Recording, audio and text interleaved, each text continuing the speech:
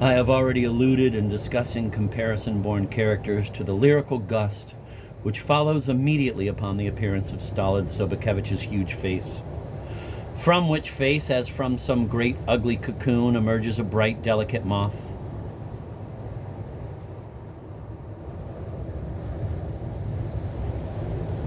The fact is that, curiously enough, Sobakevich, in spite of his solemnity and bulk, is the most poetical character in the book, and this may require a certain amount of explanation. First of all, here are the emblems and attributes of his being. He is visualized in terms of furniture. Quote, as he took a seat, Chichikov glanced around at the walls and at the pictures that hung upon them. All the figures in these pictures were those of brawny fellows, full-length lithographic portraits of Greek generals, Mavrocordato, resplendent in his red-trousered uniform, with spectacles on his nose, Miaulus Canaris. All these heroes had such stout thighs and such prodigious mustachios that it fairly gave one the creeps. In the midst of these robust Greeks, a place had been given, for no earthly reason or purpose, to the portrait of a thin, wispy little Bagration, a famous Russian general, who stood there above his little banners and cannons in a miserably narrow frame. Thereupon a Greek personage followed him again, namely the heroine Bobolina, whose mere legs seemed bigger than the whole body of any of the fops that swarm in our modern drawing rooms. The owner, being himself a hardy and hefty man, apparently wished his room to be adorned with hardy and hefty people too. But was this the only reason? Is there not something singular in this leaning toward romantic Greece on Sobokevich's part? Was there not a, quote, thin, wispy little poet concealed in that burly breast? For nothing in those days provoked a greater emotion in poetically inclined Russians than Byron's quest. Chichikov glanced again around the room. Everything in it was both solid and unwieldy to the utmost degree, and bore a kind of resemblance to the owner of the house himself. In one corner, a writing desk of walnut wood bulged out on its four most ridiculous legs, a regular bear. Table, chair, armchair, everything was of the most heavy and uncomfortable sort. In a word, every article, every chair seemed to be saying, "And I also am Sobakevich," or, "And I also am very much like Sobakevich." The food he eats is fair fit for some uncouth giant. If there is pork, he must have the whole pig served at table. If it is mutton, then the whole sheep must be brought in. If it is goose, then the whole bird must be there. His dealings with food are marked by a kind of primeval poetry, and if there can be said to exist a gastronomical rhythm, his prandial meter is the Homeric one. The half of the saddle of mutton that he dispatches in a few crunching and susurrus instants, the dishes that he engulfs next, pastries whose size exceeds that of one's plate, and a turkey as big as a calf, stuffed with eggs, rice, liver, and other such ingredients. All these are the emblems, the outer crust and natural ornaments of the man, and proclaim his existence with that kind of hoarse eloquence that Flaubert used to put in his pet epithet, énorme. Sobakevich works in the food line with great slabs and mighty hacks, and the fancy jams served by his wife after supper are ignored by him, as Rodin would not condescend to notice the rococo baubles in a fashionable boudoir. Quote, no soul whatever seemed to be present in that body, or if he did have a soul, it was not where it ought to be, but as in the case of Kashche, the deathless, ghoulish character in Russian folklore, it dwelled somewhere beyond the mountains and was hidden under such a thick crust that anything that might have stirred in its depths could produce no tremor whatever on the surface.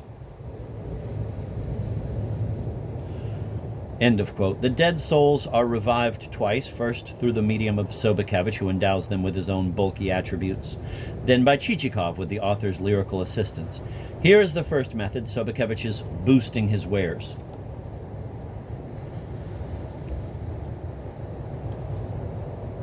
Quote, you just consider, what about the carriage maker Mikheyev, for instance? Consider every single carriage he used to make was complete with springs, and mind you, not the Moscow kind of work that gets undone in an hour, but solid, I tell you.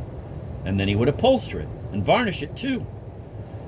Chichikov opened his mouth to observe that however good Mikheyev might have been, he had long ceased to exist, but Sobakevich was warming up to his subject, as they say, hence this rush and command of words. Or take Stepan Probka, the carpenter. I can wager my head that you will not find his like anywhere. Goodness, what strength that man had. Had he served in the guards, he would have got every blessed thing he wanted. The fellow was over 7 feet high. Again, Chichikov was about to remark that Probka, too, was no more. But Sobakevich seemed to have burst his dam. Such torrents of speech followed that all one could do was to listen. Or Milyushkin, the bricklayer?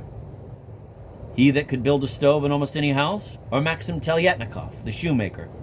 With his awl, he would prick a thing just once, and there was a pair of boots for you. And what boots! They made you feel mighty grateful, and with all that, never swallowing a drop of liquor. Or Yeremy Sorokoplikin? Ah, that man could have stood his own against all the others, went to trade in Moscow, and the tax alone he paid me was 500 rubles every time. Chichikov tries to remonstrate with this strange booster of non-existent wares, and the latter cools down somewhat, agreeing that the souls are dead, but then flares up again. Sure enough, they are dead. But on the other hand, what good are the live peasants of today? What sort of men are they? Mere flies, not men. Yes, but anyway, they can be said to exist, while those others are only figments. Figments, indeed.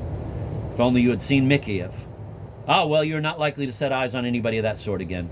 A great hulky mass that could hardly have squeezed into this room. In those great big shoulders of his, there was more strength than in a horse. I should very much like to know where you could find another such figment. End of quote. Speaking thus, Sobakevich turns to the portrait of Bagration as if asking the latter's advice. And some time later, when after a good deal of haggling the two are about to come to terms, there is a solemn pause. Quote, Eagle-nosed Bagration from his vantage point on the wall watched very attentively the clinching of the deal. End of quote. This is the nearest we get to Sobakevich's soul while he is about, but a wonderful echo of the lyrical strain in his boorish nature may be discerned further on, when Chichikov peruses the list of dead souls that the burly squire had sold him. Quote, and presently, when he glanced at these lists of names belonging to peasants who had really been peasants once, had labored and caroused, had been plowmen and carriers, had cheated their owners, or perhaps had simply been good mujiks, he was seized with a queer feeling which he could not explain to himself. Every list seemed to have a special character of its own, and consequently, the peasants themselves seemed to acquire a special character. Almost all those that had belonged to Korobotchka possessed various appendages and nicknames. Brevity distinguished Plushkin's list, where many of the peasants were merely defined by the initial syllables of their Christian names and patronymics followed by a couple of dots. Sobakevich's list struck one by its extraordinary completeness and wealth of detail. Dear me, said Chichikov to himself with a sudden gust of emotion peculiar to sentimental scoundrels, how many of you have been crowded in here? What sort of lives did you lead, my friends? He imagines these lives, and one by one the dead mujiks leap into existence, shoving chubby Chichikov aside and asserting themselves.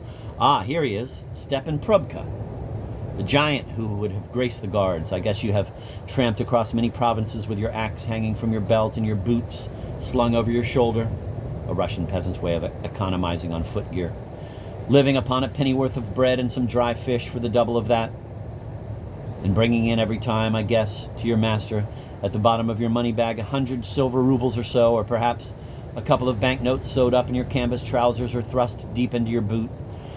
What manner of death was yours? Had you climbed right up to the domed roof of a church in trying to make more money and wages for repairs? Or had you perhaps hoisted yourself up to the very cross on that church?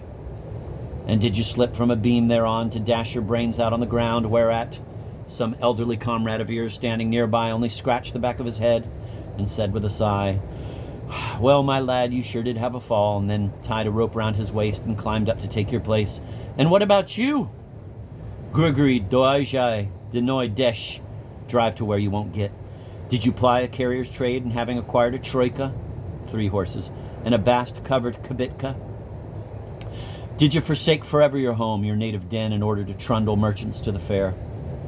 Did you surrender your soul to God on the road? Were you dispatched by your own comrades in a quarrel for the favors of some plump and ruddy beauty whose soldier husband was away?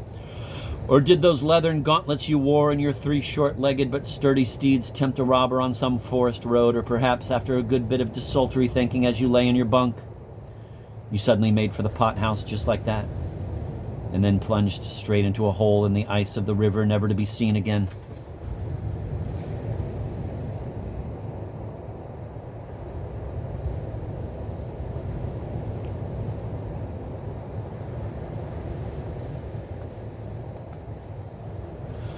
The very name of one Neovajai Korito, a weird combination of disrespect and pig trough, suggests by its uncouth straggling length that the kind of death that had befallen this man, a clumsy van drove over you as you were lying asleep in the middle of the road. The mention of a certain Popov, domestic serf, and Plushkin's list engenders a whole dialogue after it has been assumed that the man had probably received some education and so had been guilty, note this superlogical move, not of vulgar murder, but of genteel theft. Very soon, however, some rural police officer comes and arrests you for having no passport. You remain unconcerned during the confrontation. "Who is your owner?" asks the rural police officer, seasoning his question with a bit of strong language as befits the occasion. "Squire so-and-so," you reply briskly. "Then what are you doing here miles away?" asks the rural police officer. "I had been released on Obruk," meaning that he had been permitted to work on his own or for some other party under the condition that he paid a percentage of his earnings to the squire who owned him. You reply without a moment's hesitation, "Where's your passport?" "My present boss, the merchant Pimenov, has it." "Let Pimenov be called." "You are Pimenov?" "I am Pimenov." "Did he give you his passport?" "No, he did nothing of the sort." "Why have you been lying?" asked the rural police officer, with the addition of a bit of strong language. "That's right," she answered briskly. "I did not give it to him because I came home late. So I left it with Antip Prokhorov, the bell ringer." "Let the bell ringer be called." "Did he give you his passport?" "No, I did not receive any passport from him." "Lying again," says the rural police officer, spicing his speech with a bit of strong language. "Come now, where's that passport of yours?" "I had it," you answer promptly. "But with one thing and another, it is very likely I dropped it on the way." "And what about that army coat?" says the rural police officer, again treating you to a bit of strong language. "Why did you steal it? And why did you steal a trunk full of coppers from the priest?" It goes on like that for some time, and then Popov is followed to the various prisons of which our great land has always been so prolific. But although these dead souls are brought back to life only to be led to misfortune and death, their resurrection is of course far more satisfactory and complete than the false moral resurrection which Gogol intended to stage in the projected 2nd or 3rd volumes for the benefit of pious and law-abiding citizens. His art, through a whim of his own, revived the dead in these passages. Ethical and religious considerations could only destroy the soft, warm, fat creatures of his fancy.